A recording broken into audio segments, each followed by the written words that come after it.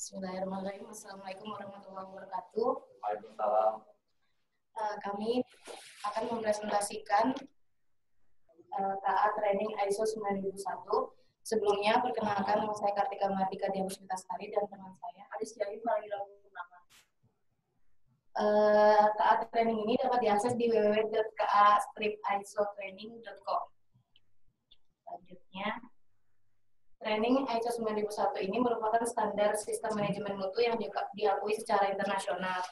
Suatu lembaga atau organisasi yang telah mendapatkan akreditasi ISO tersebut dapat dikatakan telah memenuhi persyaratan internasional dalam hal manajemen penjaminan mutu produk atau jasa yang dihasilkannya.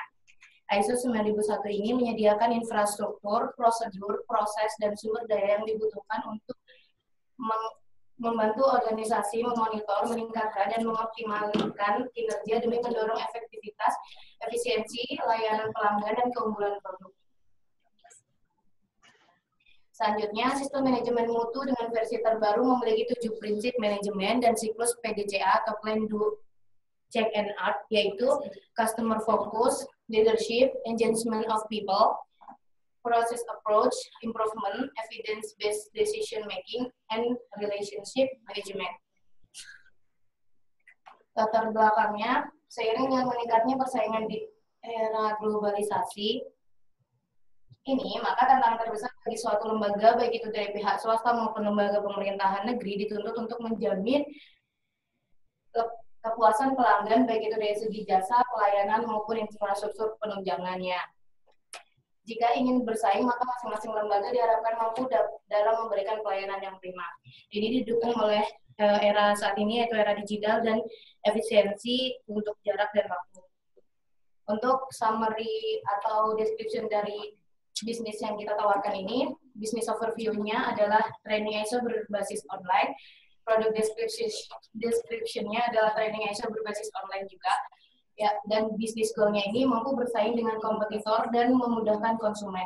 Kompetitor di sini biasanya di luar sana menggunakan hanya administrasi saja yang digunakan untuk online-nya, sedangkan trainingnya ini masih offline.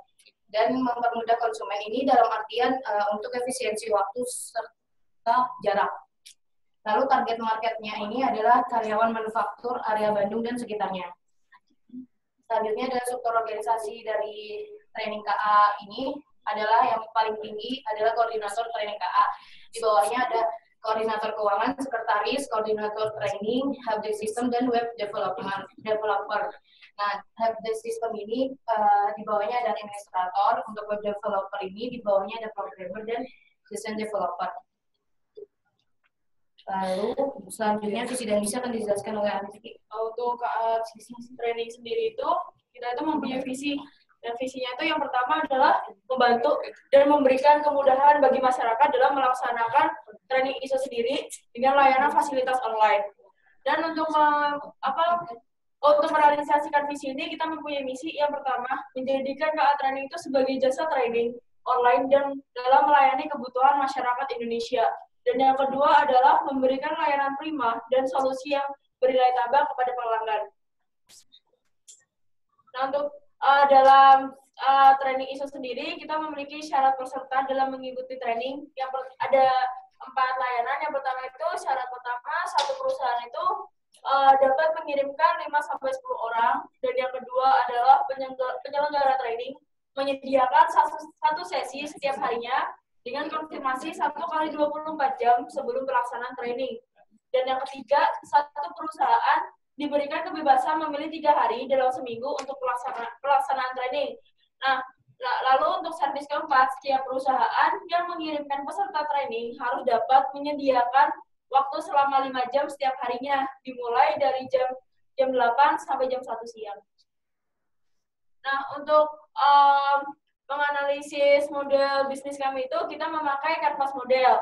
Nah, untuk kanvas model sendiri itu merupakan sebuah alat bantu untuk menggambarkan atau memvisualisasikan, menilai, dan mengubah model bisnis yang dimiliki oleh suatu organisasi atau perusahaan di mana terdiri dari 9 komponen utama yang tersusun dan terintegrasi satu sama lain atau saling terikat lah, sehingga tergambarkan hubungan yang logis yang ada di dalam suatu bisnis itu sendiri. Nah, Bisnis model sendiri tuh yang pertama ada key partner, key activities, key research, value proposition, relationship, channel, customer. Nah, untuk yang pertama itu key partner. Apa sih key partner? Key partner itu adalah key partner itu partner bisnis agar bisnis itu dapat berjalan dengan semestinya. Nah, untuk key partner dalam bisnis kami itu adalah kerjasama dengan freelance, web developer, dan yang kedua adalah penggunaan tenaga freelance, dan yang ketiga adalah komunikasi yang baik. Lalu dari key partner sendiri itu akan dibagi menjadi dua, yaitu key activities dan key research. Key activities itu sendiri adalah aktivitas yang dimana sebagai kunci aktivitas apa yang akan menjadikan bisnis itu agar bisa berjalan dengan baik. Nah, aktivitas itu adalah sebuah training dengan memudahkan peserta untuk mengikuti training secara online. Yang sudah disebutkan sebelumnya, training kami sendiri itu memiliki keuntungan atau perbedaan dengan training-training yang ada itu adalah kita secara online. Jadi itu tidak hanya pemasarannya secara online saja, tetapi cara trainingnya itu juga secara online. Lalu yang kedua itu adalah key research. Key research adalah sumber-sumber agar perusahaan itu dapat berjalan dengan baik. Yang pertama adalah orang-orang yang memiliki skill dalam menguasai ISO 9001, dan yang kedua adalah programmer bidang IT. Ketiga adalah orang yang terampil dalam bidang IT, dan yang terakhir adalah perizinan. Nah, apabila kayak aktivitas dan kayak research dapat berjalan dengan baik, maka kita bisa melakukan value proposition. Value proposition adalah layanan atau jasa apa yang kita bisa berikan kepada konsumen. Jasa itu adalah jasa pelatihan ISO 9001 secara online. Lalu ada relationship. Relationship itu adalah bagaimana cara perusahaan kita menjangkau customer itu sendiri. Caranya adalah yang pertama adalah katalog online. Lalu yang kedua itu bisnis kita ini mudah dalam dicari pada mesin pencari. Lalu yang ketiga, informasi jasa yang ditawarkan dan servis perusahaan bisa dilakukan dengan menggunakan website. Nah, untuk channel adalah dari relationship gimana kita caranya menjangkau. Nah, ini tuh adalah fasilitas apa yang kita gunakan, yaitu media sosial. Dari sini kita bisa mendeskripsikan siapa customer yang akan kita bidik, yaitu adalah pekerja pada perusahaan manufaktur yang ada di daerah Bandung. Nah, dari sini, dari key partner sampai value proposition, kita itu mengetahui biaya apa saja yang kita butuhkan. Yang pertama itu adalah host, admin, server, dan maintenance. Nah, dari value proposition sampai customer, kita itu hasil apakah yang bisa kita dapat, yaitu profit. Nah, untuk penjelasan lebih lanjut mengenai cost center akan dijelaskan di selanjutnya. Nah, untuk industri and kompetitor. Nah, kita itu bisnis kami yang pertama itu ada 3 hal yang kita utamakan, yaitu online, waktu, dan jarak. Maksudnya apa? Dari kompetitor yang lain atau kompetitor lain itu, yang pertama adalah offline. Offline sendiri, mereka itu hanya memasarkan produknya itu secara online, tapi pada realisasinya mereka melaksanakan trainingnya itu secara offline, yaitu customer itu harus ke tempat training tersebut untuk melakukan training ISO 9000. Nah, sedangkan untuk bisnis kami ini kita tuh bisa melakukan secara online. Nah, dari yang tadi offline itu kan tidak efisien terhadap jarak dan waktunya, sehingga para customer itu harus menyempatkan atau menyisihkan waktunya hanya untuk training tersebut. Dan kita itu keuntungan kita itu dari waktu dan jarak, si customer itu bisa memilih waktu yang akan digunakan untuk melakukan training tersebut. Nah, untuk SWOT overview-nya itu yang pertama, stress atau kekuatan dari bisnis kami. Itu adalah konsep training online yang training online sehingga akan mengefisienkan dalam segi waktu dan jaraknya. Lalu ada opportunities. Opportunities itu adalah belum ada training berbasis online, khususnya di Indonesia, dan dapat diakses di mana saja. Dan hal ini dapat disebutkan bahwa bisnis kami itu dapat berpeluang untuk menguasai pasar.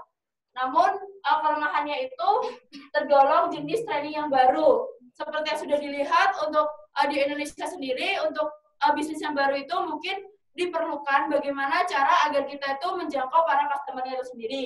Lalu yang kedua adalah kurangnya kepercayaan masyarakat dalam bisnis yang berbasis online tersebut. Lalu ada threat itu maksudnya ancaman. Yaitu yang pertama adalah masih banyak orang yang khawatir atau ragu-ragu bahkan enggan untuk memakai jasa online tersebut. Dan yang kedua adalah hak cipta yang dilindungi oleh hukum sehingga meminimalisasi adanya plagiat atau penipuan. Untuk value-nya itu ada valuable dan inimitable dan non-sustainable. Yang pertama adalah jasa training ISO 9000 itu berbasis online, bernilai 9001. Itu valuable-nya itu ya langka, ya iya karena di Indonesia masih kebanyakan memakai training yang offline. Lalu inimitable itu ya dan non-sustainable itu ya. Untuk competitive need-nya valuable ya, rare iya, inimitable no, not substitutable yes. Lalu yang ketiga adalah memiliki pakar dan ahli internal. Itu valuable ya, rare ya, inimitable ya, not substitutable ya.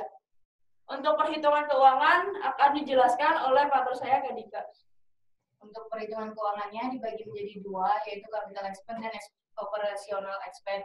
Di mana capital expense itu dibeli ketika kita akan membangun sebuah perusahaan itu, yaitu ada pembelian website, laptop, ponsel, programmer, dan desain developer. Untuk operational expense ini akan dibeli setiap bulannya, yaitu internet, gaji atau dibayarkan gaji trainer, admin officer, IT, dan pembelian pulsa. Nah, ini modal yang dibutuhkan dari capital expense dan operational expense ini totalnya 30.300.000. Ini hanya hingga operasional 1 bulan. Lalu target dalam 1 bulan memperoleh 3 perusahaan yang mengikuti training dan estimasinya 5-10 orang yang mengikuti training. Dengan biaya trainingnya itu 1.500.000 dengan rincian untuk sertifikat 200.000, registrasi 200.000, dan modulnya itu 1.100.000. Nah, di sini ini perhitungan labanya untuk 3 perusahaan dalam 1 bulan dan setiap perusahaannya mengirimkan 5 orang, yaitu berarti 15 orang 1 bulannya dengan modal awalnya 30.300.000. Lalu ini biaya kapitalnya ini pembelian di awal ketika membangun perusahaan, biaya operasionalnya ini biaya per bulannya. Nah, ini jika ditotal maka modal awalnya akan habis digunakan untuk biaya kapital dan biaya operasional. Lalu kita akan mendapatkan pendapatan dari yang mengikuti training 15 orang itu, maka pendapatannya 15 kali 1.500.000 yaitu 22.500.000, dan biaya sertifikatnya 200.000 kali 15 orang jadi 3 juta. Jadi labanya 19.500.000. Nah, laba 19.500.000 ini akan masuk ke uang kas di bulan berikutnya.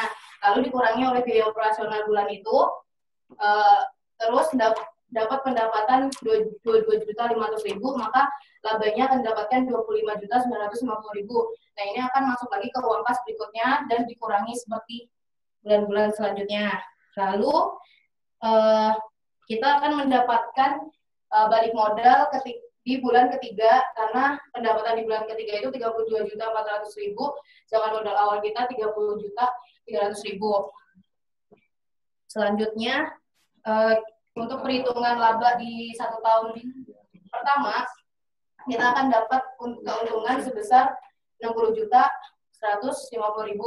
Nah, jika kita stagnan di 15 orang setiap bulannya, maka keuntungan 10 tahun ke depan akan mendapatkan kurang lebih 600 juta. Terus selanjutnya adalah roadmap-nya. Roadmap-nya ini ketika kita sudah menjalankan si KA training ini akan jelas tahun keberapa kita akan mendapatkan berapa. Terima kasih atas perhatiannya. Assalamualaikum warahmatullahi wabarakatuh.